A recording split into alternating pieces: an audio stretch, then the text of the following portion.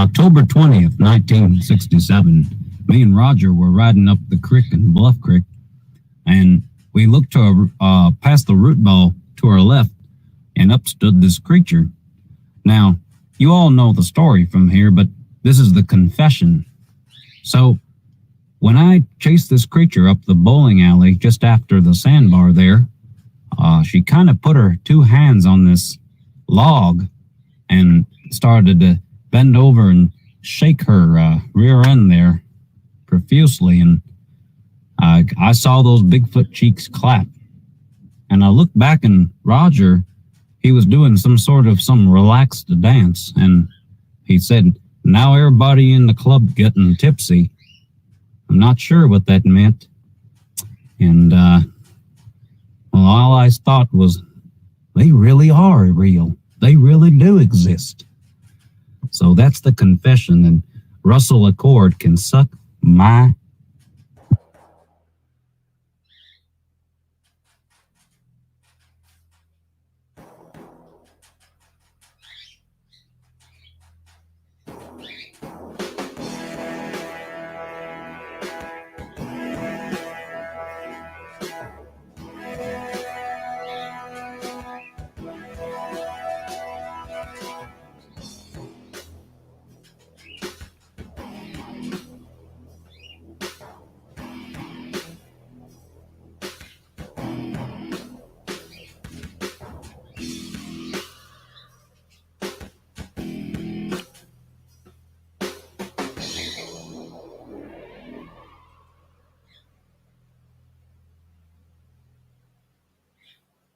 Well, welcome everybody to the Squatchers Lounge podcast. Hello, hi, how are you? Glad to see everybody is out there. That's right. We are here live tonight. The Squatchers Lounge podcast, this season 9, episode 26. That's right. 15 more episodes more than your favorite crap on cable. And we're only, 2/3 of the way through the year. Woohoo! We want to welcome back Mr. Dean Cooper. Barahuta, Dean Cooper. Back to the podcast. We are so glad that he is healthy enough to hang out with us here for a little bit. And tonight we are talking about Bigfoot and the red glowing eyes. It's one of those things that you just hear about Bigfoot all the time. And, well, we're going to get into that subject just a little deeper tonight. On a sad note, unfortunately, the annual Pi Campground camp out has to be relocated. The fire has not claimed the campground, but claimed all of the roads going into the canyon that lead to the campground.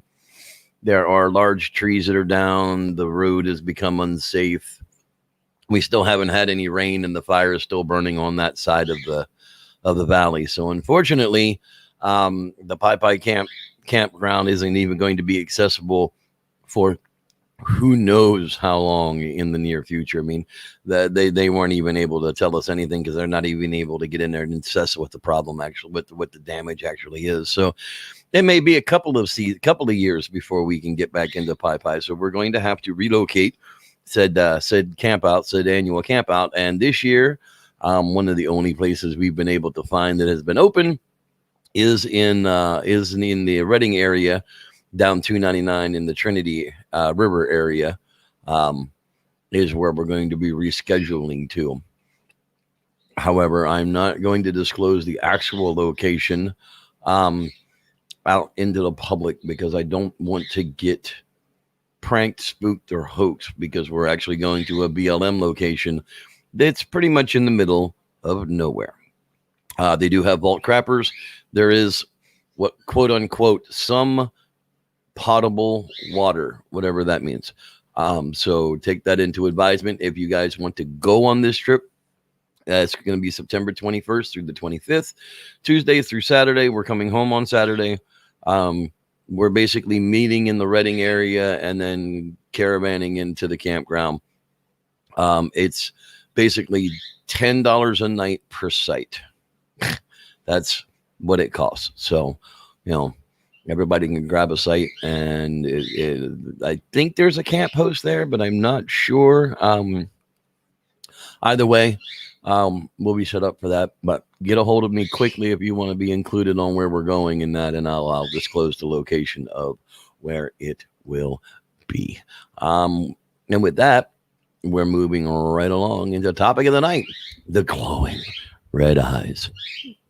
Now, through my life as a Bigfoot podcaster and investigator, and being out here in California, I've had the opportunity to meet a lot of the quote unquote top Bigfoot people on the planet. Yeah, I've never been impressed by any of them, to be honest with you. Cliff Barrickman's a pretty cool guy. Has some wonky ideas about some things when it comes to Bigfoot, but we all kind of have our own opinions and wonky ideas when it comes to Bigfoot, because damn it, it's Bigfoot. I get that. But one of the conversations that I had was in response to Matt Moneymaker, the Animal Planet hunting Bigfoot, not finding Bigfoot, whatever that show. You know what I'm talking about. He claimed that they did an experiment where they had red LEDs with touch buttons on in their hands, and they were blinking them into the woods, and the Sasquatch that was out in the woods was blinking red lights back to them. And that was where my curiosity about the red eyes and the red glowing eyes when it came to Bigfoot. We started conversations about what's the difference between glowing eyes and eye shine. When you see an animal out in the distance in the headlights of your car and the eyes are just shining yellow or green, or dogs will do it to you a lot. Dogs have eye shine, wolves, coyotes, all that kind of stuff. That's the reflection of your headlamps back at you through the animal's eye cavity, through the mirror-like structure that's actually in the backside of their eyes. Humans don't have those. So that becomes an issue. No primates actually have them. So we start out with, glowing red eyes versus the eye shine debate. And, I've never signed into either of them. When it comes to a glowing red eye, something that would actually illuminate would be about as useful in the ocular cavity as an eardrum that made sound. You just it just wouldn't make any sense whatsoever. If you lit up your ocular cavity, you wouldn't be able to see anything anywhere ever.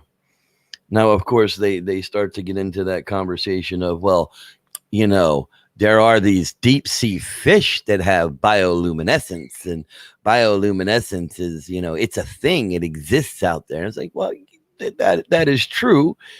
There are some very deep sea fish that will use a bioluminescent lure to bring in little critters next to them so that they can chomp upon them and eat them. And, if Sasquatch has developed that ability with the glowing red eyes to maybe, suck in some prey or stun them because you're like a deer in a friggin' headlight or something.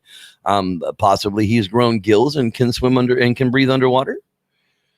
I mean, you're attributing one fish type of ability to it. Why not give it gills and give it the ability to swim and breathe underwater? It gets to compile after a while. The idea of glowing red eyes to where they would actually illuminate themselves is such a difficult idea that to deal with. That we've had debates in the lounge with some of the top people that are out there. And Sasquatch are telecommunications people too. They can think and get you through their brains. And it's like, well, why would that be? Well, there are some people that say that a lion can do that. Yeah, okay, but a lion's not a primate. We have to kind of agree upon what Sasquatch isn't. before we can kind of agree upon what Sasquatch would have the ability to do, wouldn't we? That becomes the first part of the difficulty in the eye shine question. Now, we're in New Jersey. Let's see here. I can share this with you because I have it up. Pow. The big red eye is found in New Jersey, and much like the Bigfoot, big red eye sightings on the northwest corner of the state describe a large bipedal creature covered with long hair from head to toe. But what witnesses in Sussex County who have seen the beast for themselves remember the most is the creature's glowing red eyes. Here are some of the readers' recount of their run-in with the big red. Over the period of 2 weeks back in 1977, strange moaning sounds and eerie haunting screams filled the night along Wolfput Road in Sussex County. It always started around 2 a.m. and went on till almost about dawn. That's my Casey Kasem voice, sorry. The wailing noises were constant, and they lasted for hours. It sounded like some kind of huge primate making these noises, and it woke me out of a sound sleep. I had the windows open so I could hear it really well, but I couldn't tell which direction it was coming from. It was a terrible moaning, like something out of a horror movie, and it was so intense that it just seemed to go right through me. Made the hair on the back of my neck stand straight up and my eyes water. Why would it make your eyes water? I called my friends to see if they could hear it at their house, which is about a quarter mile away. It went on for such a long time, like an hour, said J.D. Grant, a neighbor. It was horrible, just this horrible blood-curdling wailing sound. I've never heard anything like it before. I've heard coyotes, bears, fox. Twarn't no bear, and wasn't nothing like that. It was the low guttural sound. It went right through you, right through you. Another witness of the night of the big red eyes serenades was my friend Chris, who recalled it was around 2:30 a.m. and I just got home from work. I heard a low moaning noise, kind of a cry, probably your sister. It was hard to tell where it was coming from because there were a lot of wooded areas. It definitely wasn't the person. Anything that could make screams that loud definitely had to be big. The only evidence left after these occurrences were a few overturned garbage cans. There were no footprints, but that may have been due to the fact that the ground was not soft enough. Grant recalls a night back in 1996 when she and a friend were walking through Layton Road and they encountered the creature nearing the side of the road. Notice that nobody's actually reported anything about red eyes so far. Yeah, I knew it weren't no bear. It was too lean and upright. It was a humanoid. It had been there the whole time, watching our approach. There was no noise. Otherwise, we would have heard something that big crashing through the underbrush. It was tall and shaggy with red eyes, she said. The eyes were glowing red from reflected light, not glowing like LED lights. It just stood there motionless, arms hanging limply at its sides. Yeah, things tend to hang limply at their sides when you're dealing with Bigfoot. It didn't seem to have any bad intention. It was just creepy, like a pervert in the woods giving you a good flash. Then, of course, we ran and we didn't look back.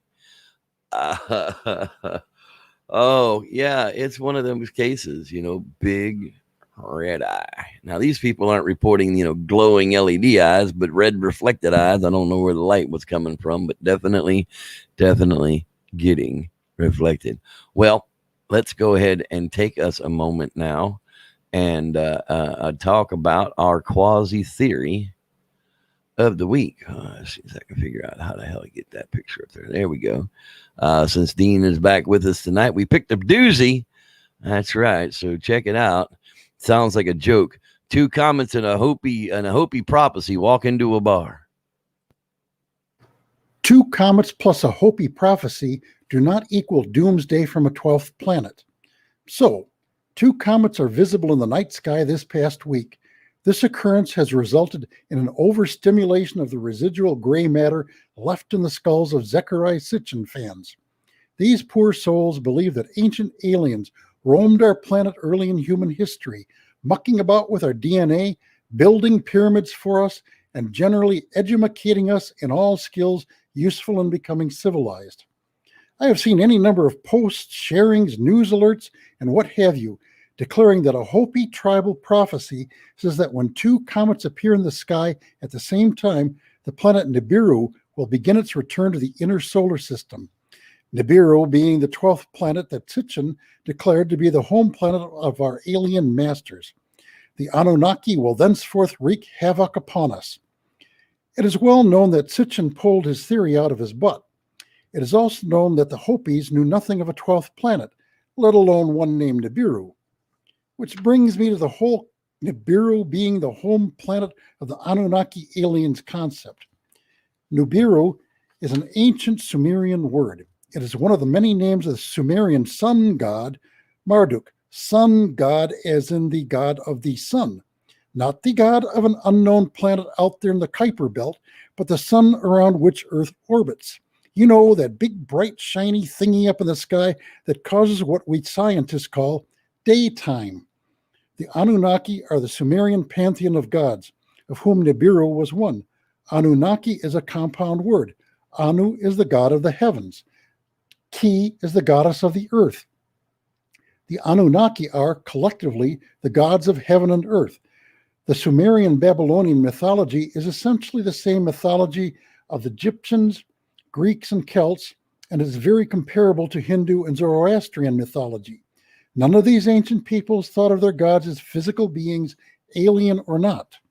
As the great mythologist Joseph Campbell wrote, fortunately, it will not be necessary to argue that Greek, Celtic, or Germanic myths were mythological.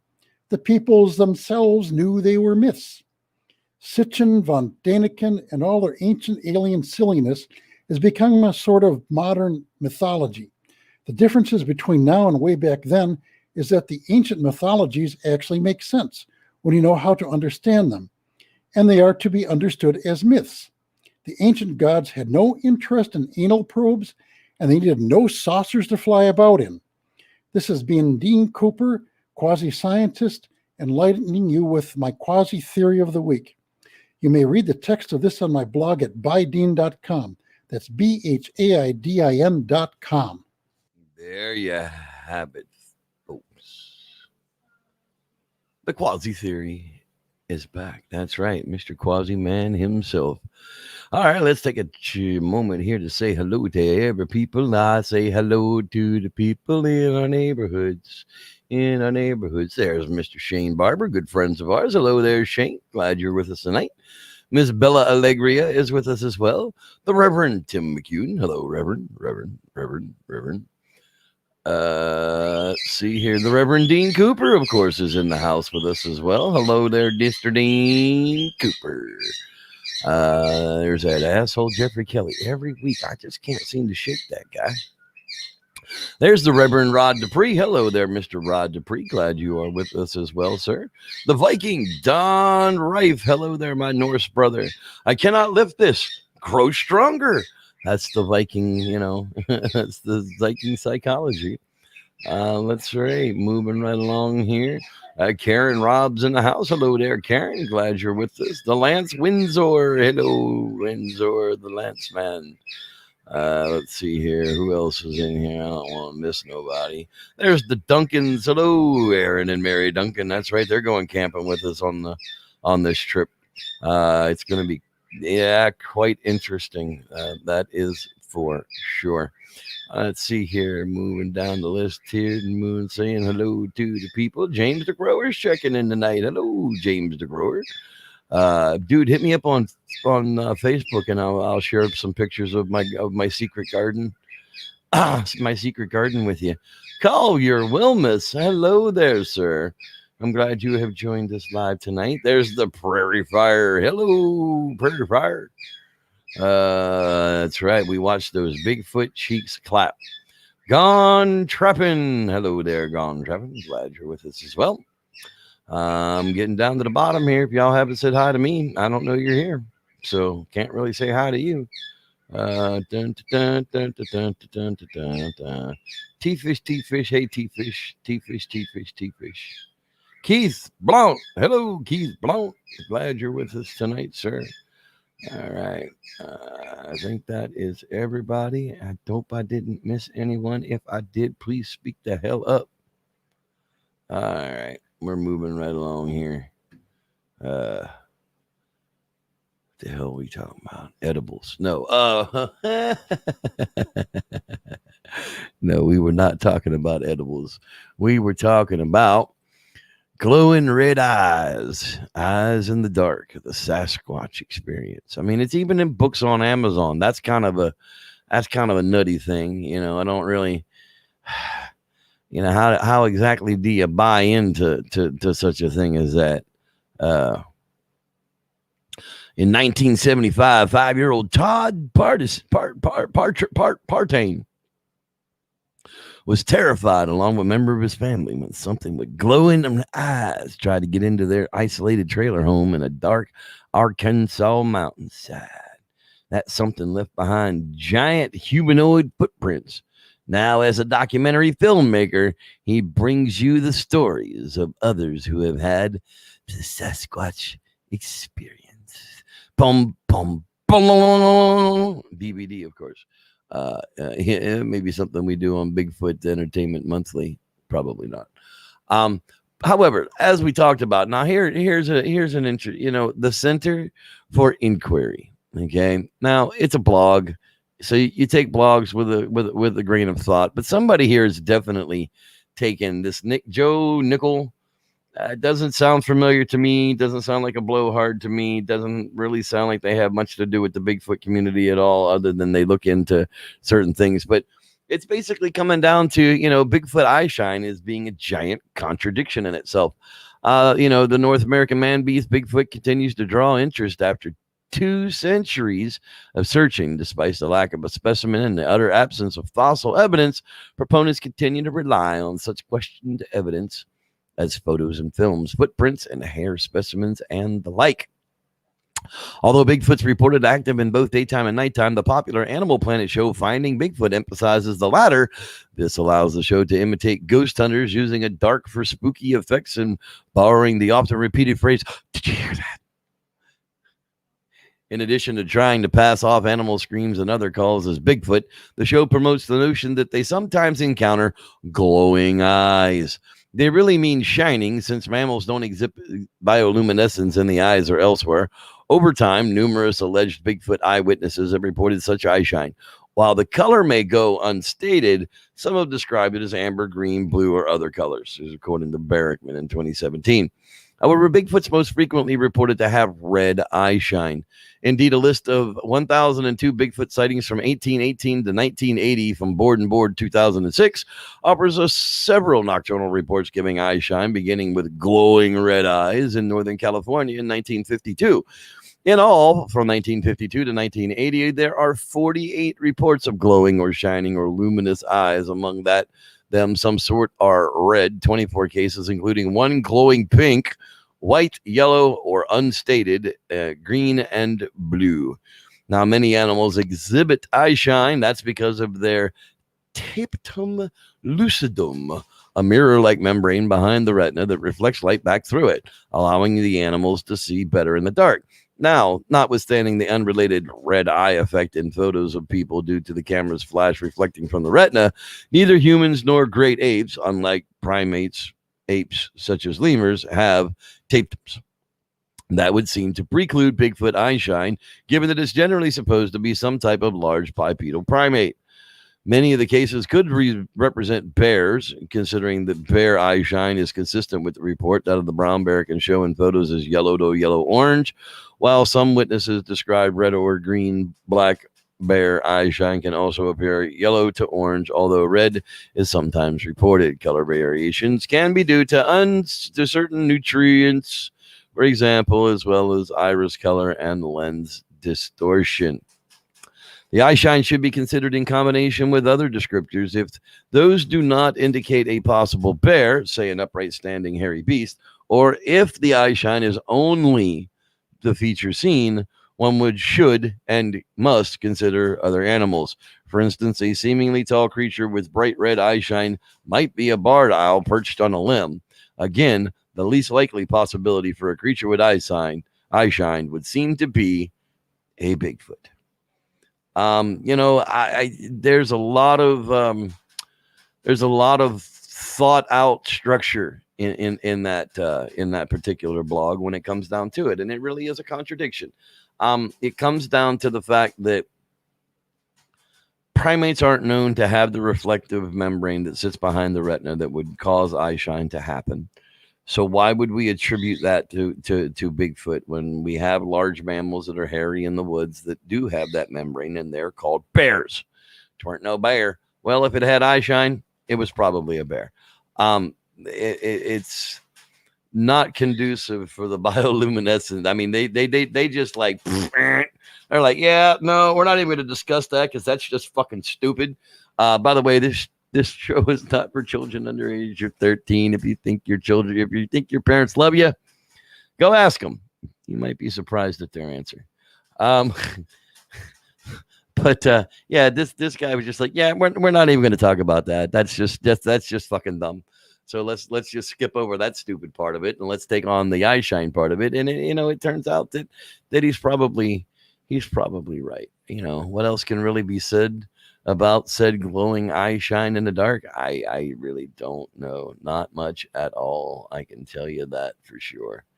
Donald Fuller's in the house. Hello, Donald Fuller, with a late check-in, checking it out, seeing what's going on with that. And with that, I think we're going to leave it. I'm not going to ramble on tonight and go on and on and on about the same thing, beating a damn dead horse. Darla told me to tell Aaron and Mary that we're making menu lists. So send me a message and we'll figure out what we're doing. And with that, everybody, there is a Bigfoot campfire story to finish it out. And I hope you enjoy this one because I actually like this one. Y'all have a good night, and may the Squatch be with you. We'll see you next week. What the? Did you guys hear that? Holy crap. I'm pretty sure that's a Bigfoot. Let me tell you a story. Welcome to season 2. Welcome to another season 2 episode of Bigfoot Campfire Stories. Well, Pete and Max are avid hunters in the Mendocino National Forest. Each year they hunt deer, wild hogs, the occasional black bear. But on this hunt, they discovered a home area unlike any they had encountered before. Let's hear their story. It was Saturday morning, the third week in October. Deer season had been open for about 20 days, and so far we hadn't shot a thing or even been close enough to take a shot, but we're leaving extra early in the hopes that we would get it done and be back before dark.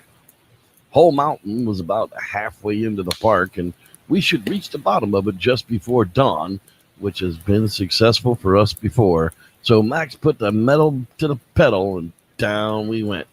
90 minutes later, we were there. We parked on the side of the forest road and set off just as the sun tipped its hat to us for the beginning of the day. We had walked the game trail for about 90 minutes when we came to this little clearing that led to a meadow with a small lake on the other side. We had a set of 2-way radios with us, so we decided to put about 90 yards distance between us and take different angles on that small lake. We're not one just to take a deer, but it kind of needs to be the right deer. It was about 8:30 now, and lots of the animal activity had picked up around the lake.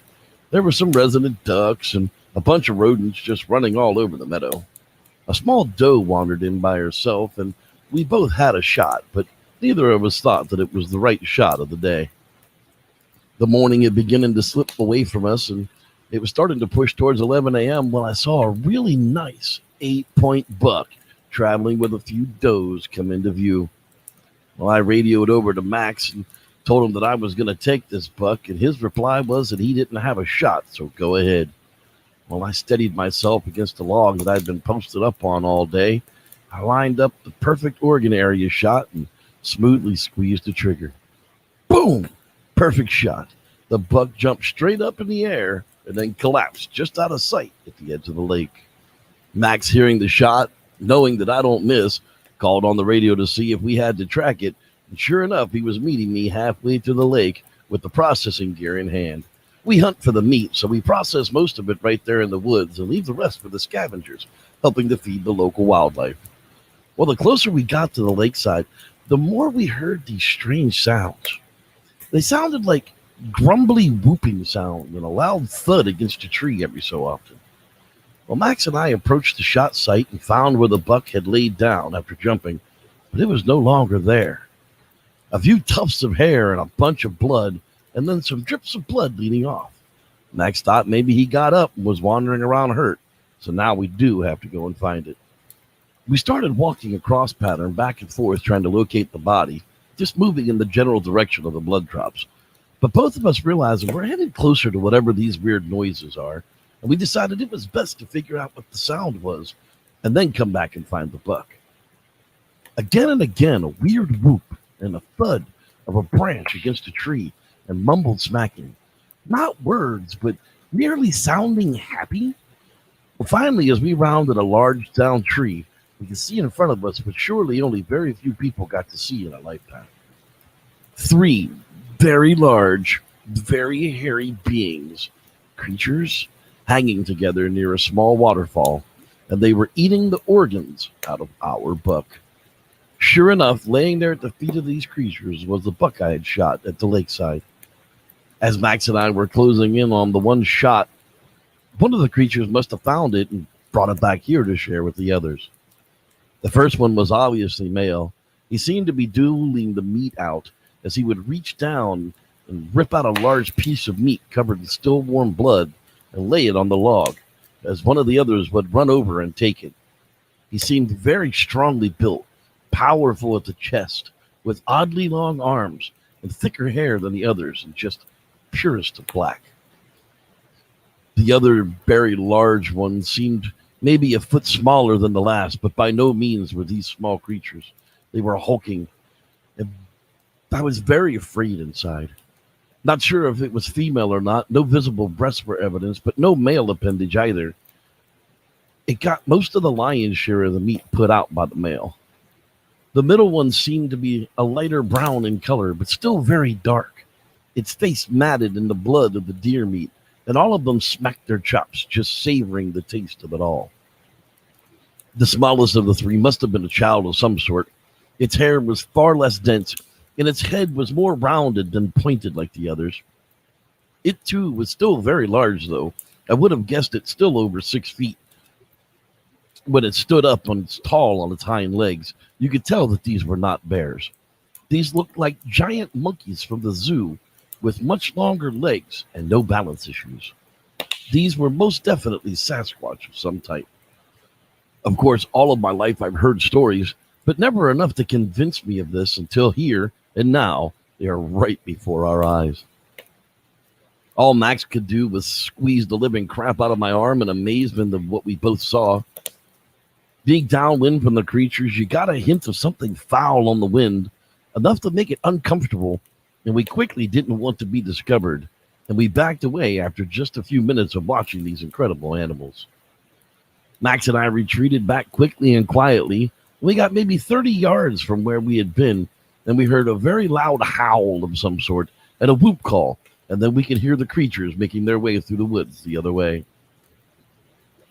As both of us had seen exactly as the other, there was no doubt, other than what exactly we should tell others about what we saw.